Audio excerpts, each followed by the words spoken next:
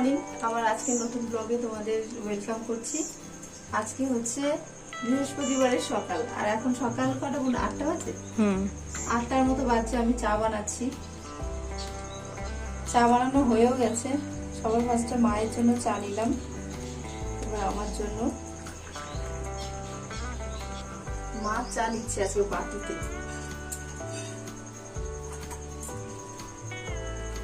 বিস্কুটের ভেতরে দিলাম। আর দেখো চিনি এক্সট্রা দিলাম।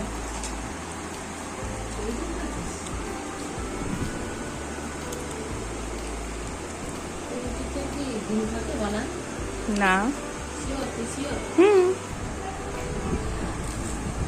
মা তো এখন চা খাচ্ছি, আর শুভ্র একটু পরে খাবে। চাটা আমি ঢেকে রেখেছি, একটু পরে খাবে। আর শিলা সকালবেলা চা খায় না। শিলা মানে আমার ছোট বোন যে এসছে, ও চা খাবে না, ও ডিম টোস্ট করবে। ও বললাম ওটা ওকে বানিয়ে খেতে, তো একটু পরে ডিম টোস্ট বানিয়ে খাবে।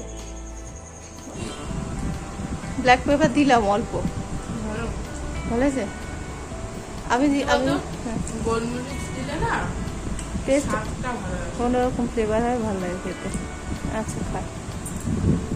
সকালবেলাটা মোটামুটি সবারই খাওয়া দাওয়া হলো। আর বাইরের ওয়েদারটা দেখো, হালকা রোদ। এখন কিন্তু সকাল ওই 9টার মতো বাজছে। আজকে সকাল সকাল ঘুম থেকে ওঠাতে তাড়াতাড়ি মনে হচ্ছে কাজ হয়ে যাচ্ছে। বেশ ভালো লাগে কিন্তু একটু ভোরে ভোরে ঘুম থেকে উঠতে।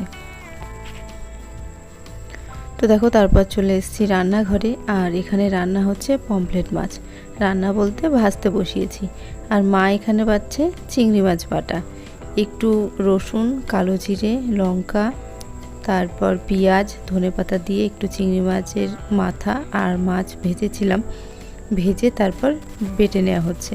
এই বাটাটা কিন্তু খেতে দারুণ হয়, মানে ভীষণ ভালো হয়। আর পমফ্রেট মাছটা আজকে রান্না করব, তার জন্য সমস্ত কিছু কেটেও নিয়েছি। ধনেপাতা, টমেটো সমস্ত কিছুই কাটা আছে।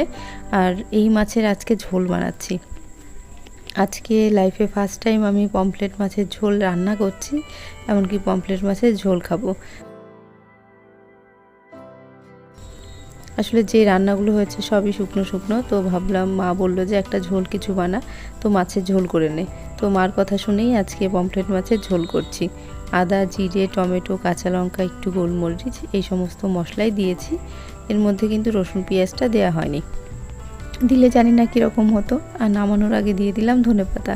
এই যে ধনেপাতার ফ্লেভারটা আমার যে এত ভালো লাগে, তরকারিতে দিলে মনে হয় তার স্বাদ ডবল হয়ে যায়। এখন কিন্তু গরম, কিন্তু শীতের মতোই রোজই ধনেপাতা ব্যবহার করা যাচ্ছে। আর আজকে করেছিলাম দেখো এখানে লতি, যেটা চিংড়ি মাছ দিয়ে করেছিলাম। তো সকালবেলায় এই লতি দিয়েই সবাই ভাত খেয়েছিলাম। আর এখানে যে বাটাটা মা করেছে সেই বাটা, আর করেছিলাম পটল ভাজা। তো সকালবেলা খাওয়ার পর এই কয়েক পিসই পড়ে আছে। আর এখানে দেখো মাছের ঝোল। তো রান্নাবান্না সেরে সব থেকে বড় কাজ রান্নাঘর পরিষ্কার করে নিয়েছি। যতক্ষণ না রান্নাঘর পরিষ্কার না হয় ততক্ষণ কিন্তু মনে শান্তি আসে না। পরে যখন রান্নাঘরে আসব তখন যদি ঘরটা পরিষ্কার না থাকে খুবই বিরক্ত লেগে যায়। আর এখন দেখো সবাই মিলে খেতে বসেও যাচ্ছি। এখন সন্ধ্যে 7:30 বাজছে, আর আমরা যাব মেলাতে, চিত্রালয় রথের মেলাতে। তাড়াতাড়ি। এই যে শুভ্র রেডি, ও বসে আছে একমাত্র ওর জন্য। আমিও রেডি। আর আজকে বিশাল বড় বড় কানের পরেছি। এত বড় কানের আমি কোনোদিন পরিনি। একটু আগে বৃষ্টি হয়ে গেল, ভাবতে পারিনি যাবো, বৃষ্টিটা কমাতে এখন যেতে পারবো। চ আমরা মেলার কাছাকাছি চলেও এসেছি। এই রাস্তা দিয়ে আর একটু গেলে পার্কিং। আমরা তো টোটোতে এসেছি, আমাদের পার্কিং নেই এবার।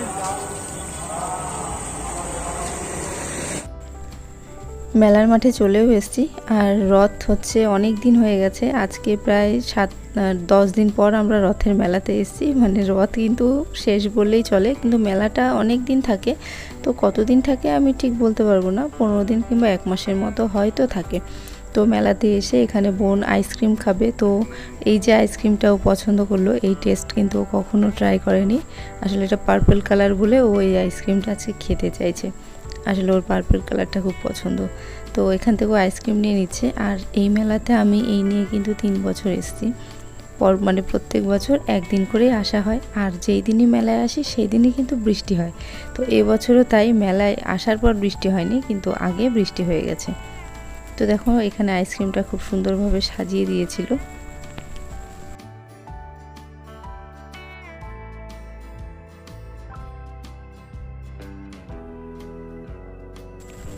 তো ফাইনালি ওর হাতে আইসক্রিমটা চলেও আসলো, আর ও ভীষণই খুশি পার্পল কালারের আইসক্রিমটা দেখে। আর খেতে ওর বলল যে ভালো লেগেছে, কিন্তু আমার আবার খুব একটা টেস্ট ভালো লাগেনি, তার থেকে চেনা ফ্লেভারগুলোই আমার কাছে বেশি টেস্টি মনে হয়।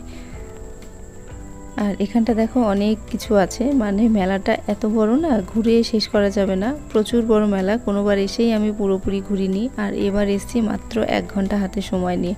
শুভ্র যাবে রাতে অফিসে, সে কারণে আমাদের হাতে একদমই সময় ছিল না। 1 ঘন্টার মধ্যে যতটা পেরেছি ঘুরেছি।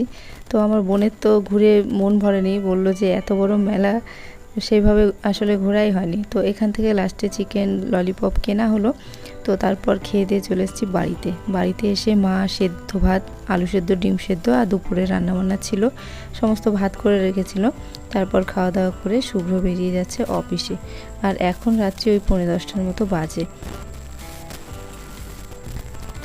বাড়িটা দেখো একদমই অন্ধকার। তো চলো আজকের ব্লগটা এইটুকুই। তোমাদের যদি ভালো লাগে পাশে থেকো, ভিডিওতে একটা লাইক করো, ভালো থেকো, সুস্থ